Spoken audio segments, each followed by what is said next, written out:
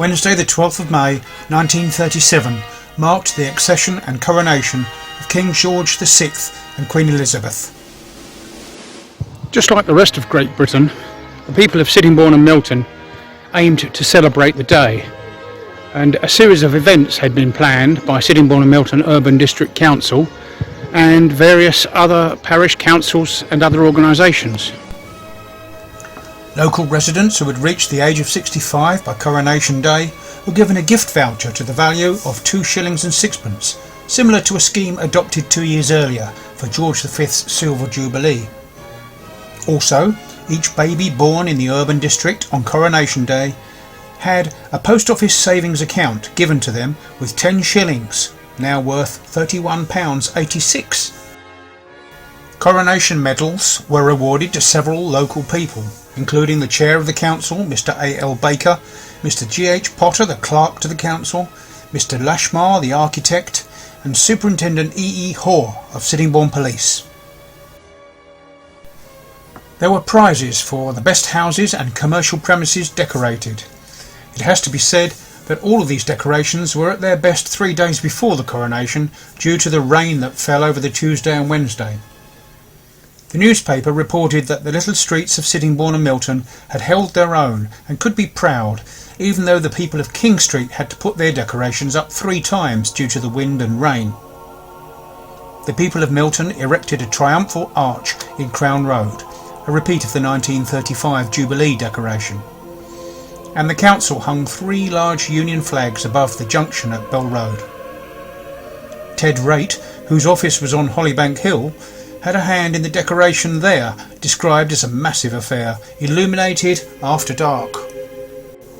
The day itself, being a weekday, would have meant a great deal of preparation for school children to be involved, and many working people would have been given the day off. It was planned to have a procession through the streets and a day of fun and entertainment with an arena and 3 stages at Sittingbourne Recreation Ground. In the official council programme, Chairman and Councillor A.L. Baker, let's call him Len, said in his introduction that in recent years we all proudly recall the display of loyalty evoked on the occasion of the visit to the district of our present King when Duke of York in 1921. He was referring to a day 16 years earlier, but it had been a significant and memorable day for the area. In Westminster, the weather held off longer, but in Sittingbourne they were not so lucky. It had rained all of Tuesday, so the ground was wet, and from lunchtime of Wednesday the heavens opened. The day began at local churches with early celebrations of the Holy Communion and short coronation services at St Michael's Church and Milton Parish Church. Similar services were held at Holy Trinity in Sittingbourne, St Mary's Church in Park Road, and at Merston Church. In the villages around, many events had to be cancelled or postponed due to the weather, although it was reported that the village of Stockbury carried on as if it was a fine summer's day. Elsewhere, events like fancy dress competitions and celebratory teas were hastily moved into parish halls. In Borden, people turned out to witness the planting of an oak tree, and every child received a souvenir gift before a tea was served in the parish hall. At Bapchild, the planned pageant was hastily moved to a farm building, and at Bredgar another oak was planted, and this was followed by fireworks at Dean's Hill. These were stories replicated in almost every village in the borough. Sittingbourne and Milton Urban District Council recognised the day by planting commemorative oak trees on the morning of Coronation Day. Firstly, at Milton Regis Recreation Ground, a tree was planted by Len Baker and dedicated by the Reverend Harry Bradburn, the Vicar of Milton. An oak tree was planted in Gorecourt Park by Len Baker, with the Vicar of Milton again offering the dedicatory prayer.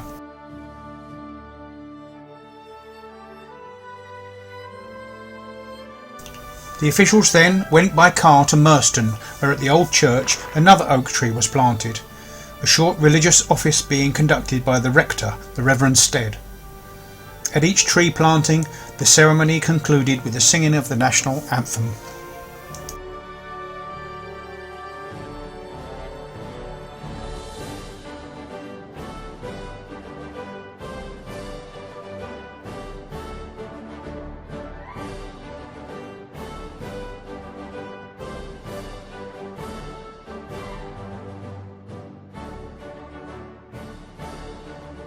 At the Sittingbourne Memorial Hospital, a further 6 trees were planted. The first was by Councillor H. Foster, Chairman of the Hospital Board of Management. Secondly, Mr. R. B. Miller, the former Chair of Managers and former paper mill manager.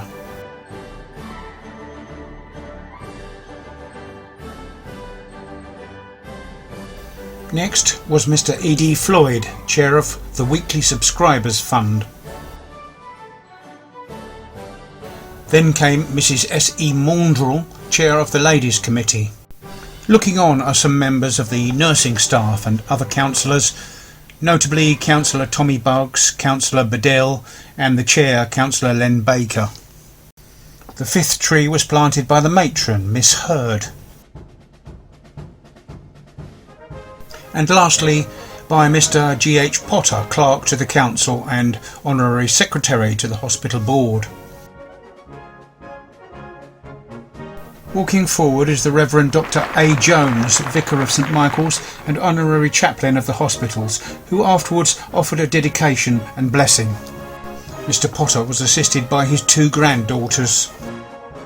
After this, everybody joined in the singing of the national anthem. Rain started to fall at midday here in Sittingbourne, and apart from a brief respite in the early evening, it did not let up. An emergency meeting of the council organisers at 11 a.m. resolved to carry on as much as possible. The East Kent Gazettes reported, "Rain reigned supreme, but everybody cheerful under depressing conditions." The route that the grand carnival procession was to take was from the Avenue of Remembrance to Bell Road, East Street, Shakespeare Road, Shortlands Road, Merston Road, Canterbury Road, then back up East Street, High Street, West Street, London Road, Chalkwell Road, Crown Road, Milton Regis High Street, Kingsmill Road, New Road, Milton Road, then under the bridge to Station Street, Park Road, and the procession dispersed in the Avenue of Remembrance.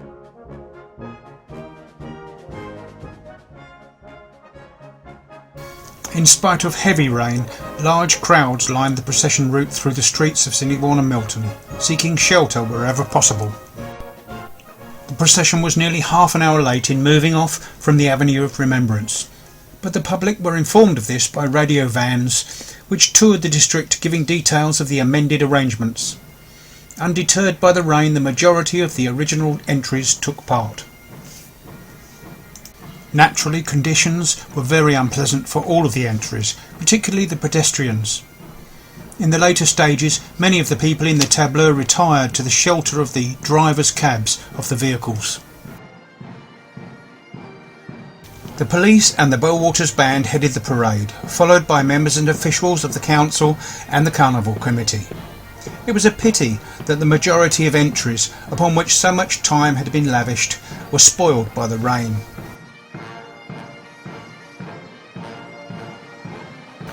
It is recorded that among notable entries not spoiled by the rain were the ancient paper-making machine of Messrs. Edward Lloyd, which held a dozen ancient Britons producing paper on a Heath Robinson-inspired machine, and an entry called The Gardener's Dream by the Sittingbourne Horticultural Society. An eagerly waited Things to Come display by the leader of the council did not materialise.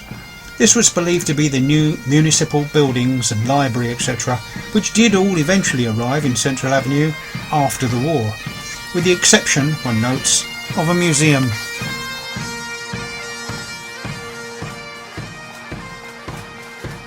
A confetti car went in advance of the procession, distributing confetti and streamers to the crowd. People were told, "Please use these all up when the procession comes along. The council will have the streets cleared up afterwards, so make them as untidy as you like."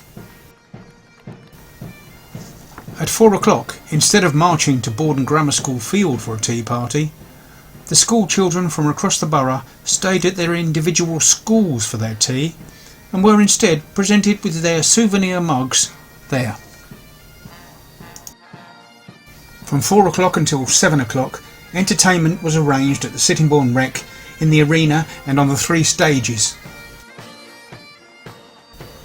There was a fun fair with Penfolds galloping horses, airplanes, swing boats, coconut shies, shooting galleries, daylight balloons and Mr H. Wheeler's clowns. The ground everywhere was soaked, particularly here in the wreck where it was waterlogged, no doubt an added attraction for some.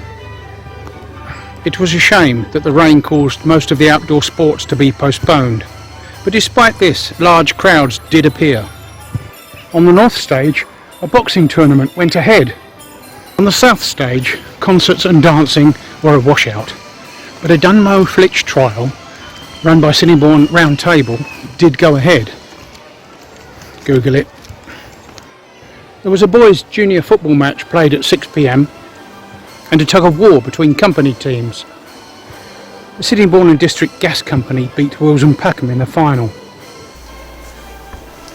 The Salvation Army concert on the central stage was washed out, but the remainder of the programme was carried out more or less successfully. The gymnastic display, the Highland Pipers, the Paper Mills Band, and then the community singing, something we don't see much of these days, outside of football matches, even before lockdown.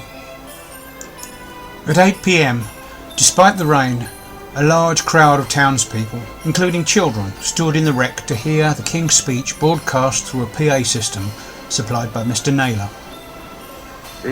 Councillor Baker followed this with a few words. This was to have been followed by dancing, but it was obvious that due to the rain this was out of the question. But the mood was good, and after loud cheering the crowd gradually dispersed. In surrounding villages, although many of the planned celebrations had been cancelled, firework displays went ahead during a brief respite in the early evening.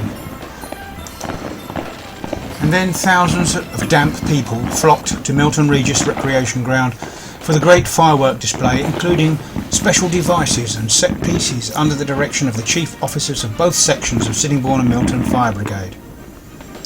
Councillor Baker's wife fired a maroon to signal the start at 10 p.m, and Len Baker lit the bonfire.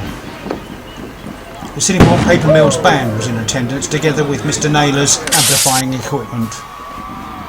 The highlight was the concluding set piece, which spelled "Long Live the King" and lit up the sky, and was followed by a tremendous outburst of cheering from the crowd.